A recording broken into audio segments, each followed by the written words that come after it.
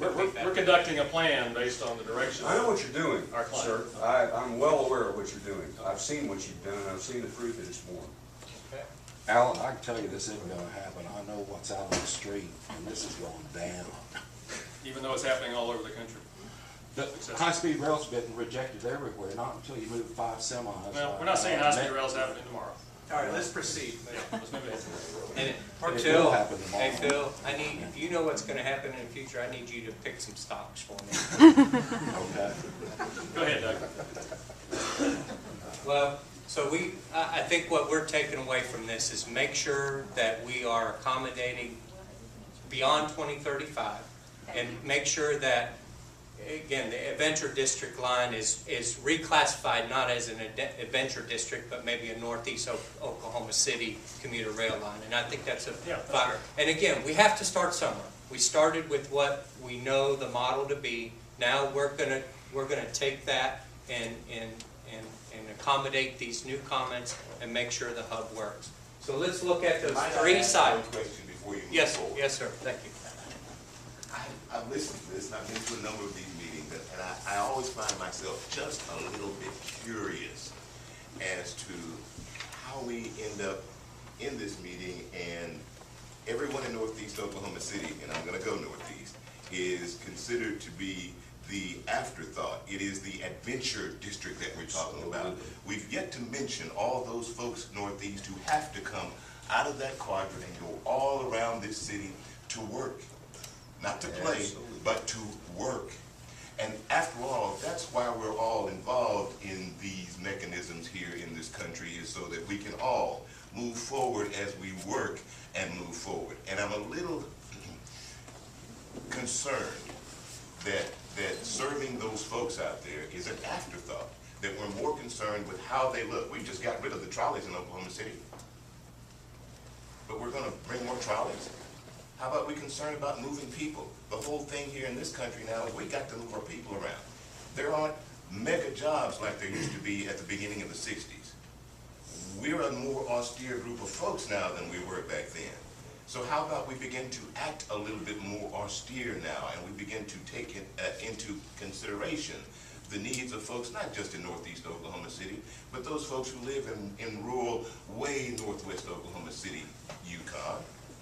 Those folks who live in all those different quadrants of this city who need the service, not just the lip service, but need the service.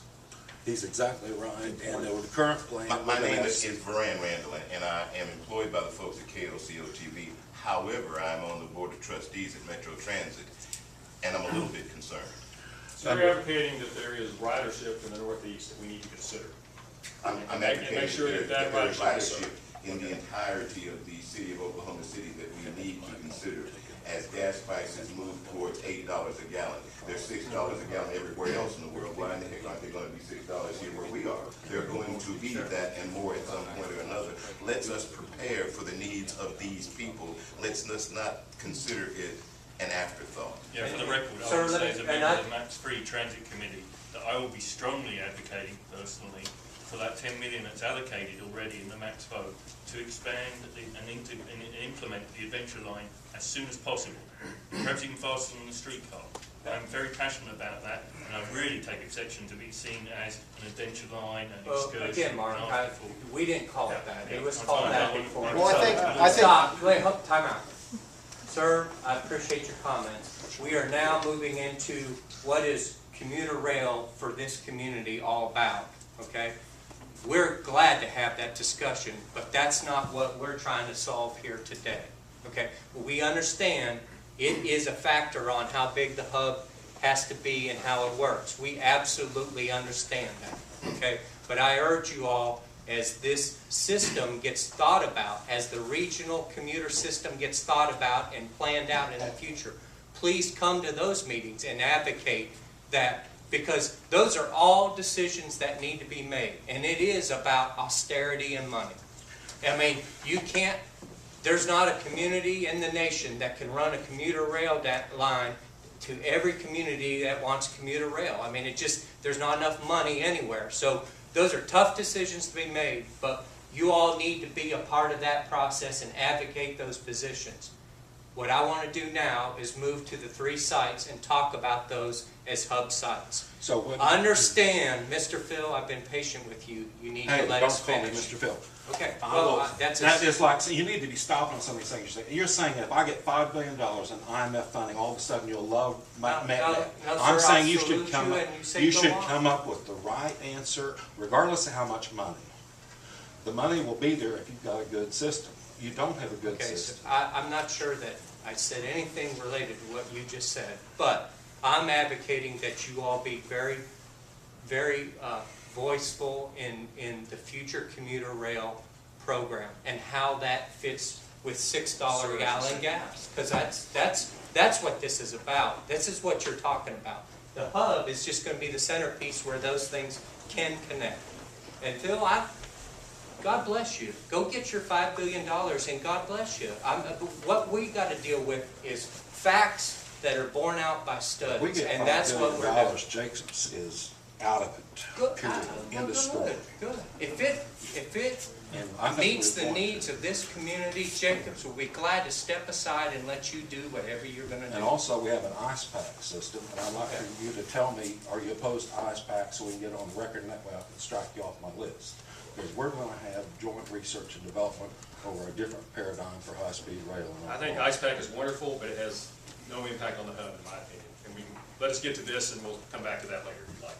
I was just gonna say, as a citizen, I would like to see the rest of the presentation. Thank you. I would too. Thank you. Yes, yes. All right, let's go ahead now. Did you cover this? Yeah. Okay. All right, so we're going to look at the 3 site locations, and we've developed these to different levels of detail, as you'll see.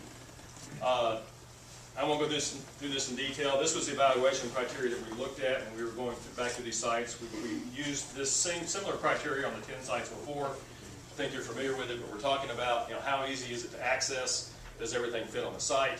Does it drive economic development? Is it in the right place, not only to serve transportation needs, but is it going to help the city's economic development program?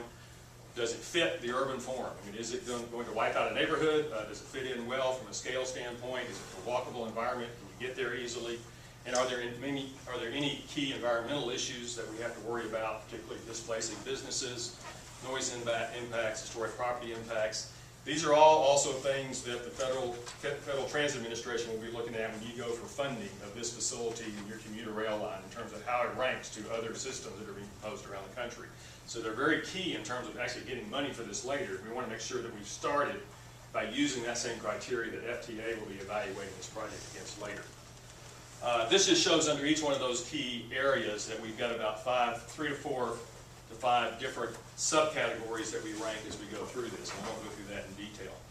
But how we scored them was a system of 1 to 5. 1 was a 4, 5 was an excellent. 1 basically means it doesn't meet the requirements. 5 means it can meet the requirements based on essentially the existing infrastructure, and then we have elements in between. So this is site, what we're calling out site A, which is 1 and 2. We are currently right here at the ACOG building.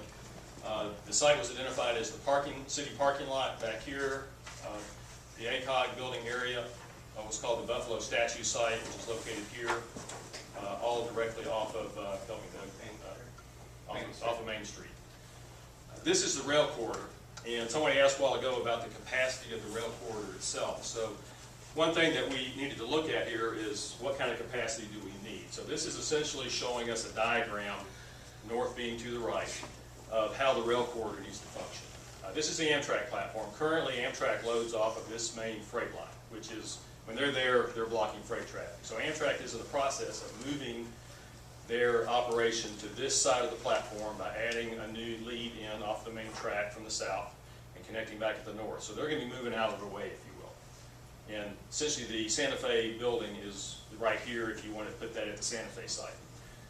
We have 2 main BNSF freight lines that need to be maintained as through lines. We need to add a high-speed rail line and commuter rail line. The commuter rail line would continue north from Norman to Edmond, but it also has to go to the east to go to Midwest City. And so this would be southbound, this would be northbound. As well as continue north. High-speed rail, all those lines would essentially continue both north or east and west to north and south would continue and have to make the right turn lane there.